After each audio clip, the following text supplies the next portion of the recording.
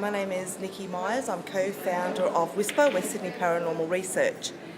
Last night we had a WSPR event at the Hero of Waterloo, a little hotel down in the Rocks. During the course of the evening we had a dinner break, and upstairs is where we had the function in a tiny little room. It was only about 35 of us, so it was really quite intimate and lovely. And a gentleman walked into the room. He kind of was a little bit out of place, which is why we noticed him, yeah?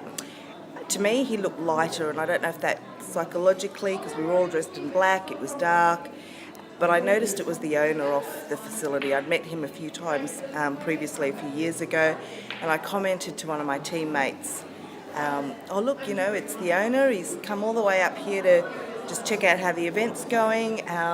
You know, he's really supportive about the paranormal, so it's really cool that he kind of made the effort to come up all these steps to just see how it was going. Funnily enough, he actually said to my girlfriend's father, you know, how's it going? You enjoying the evening? He shook his hand and disappeared, right? That was the end of that. The end of the night, we were outside at the cars just packing up, and everyone was ready to go, and I said to my partner and founder, Craig, I said, wasn't that great that the owner came up, you know, to have a look at how the event was going? And Craig goes, she? I said, no, he. It was Ivan. And Craig just said, no, Nick, he died a couple of years ago. I said, no, right, no way. Another one of our team members, Jared, he'd also seen him and said, no, mate, he walked in, it was definitely there. We saw him.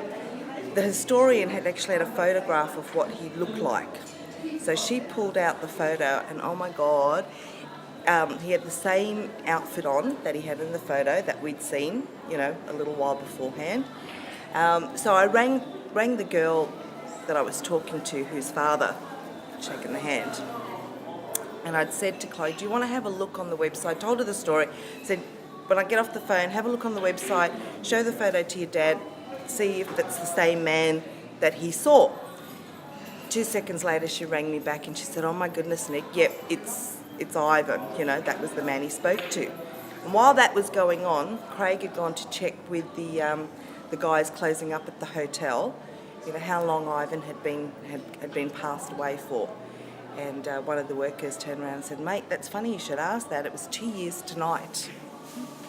Now, my girlfriend's father, he freaked out, had to pull over. He was driving in a total state of shock. We're still trying to kind of make sense of it. I'm still getting goosebumps now even talking about it. It was just totally surreal.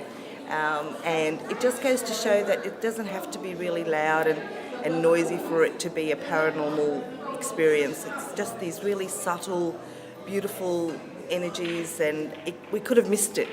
It just could have missed it if I hadn't have just made that comment to Craig. We would have missed the whole thing and not realised that we'd actually, you know, had such an experience. And for Chloe's dad, who was very sceptical, he's now got his own really cool ghost story, and you know, has certainly opened his eyes to what his daughter does now in after hours and what we do as a team. So it's great. Just was really blessed. We're really blessed. Cool.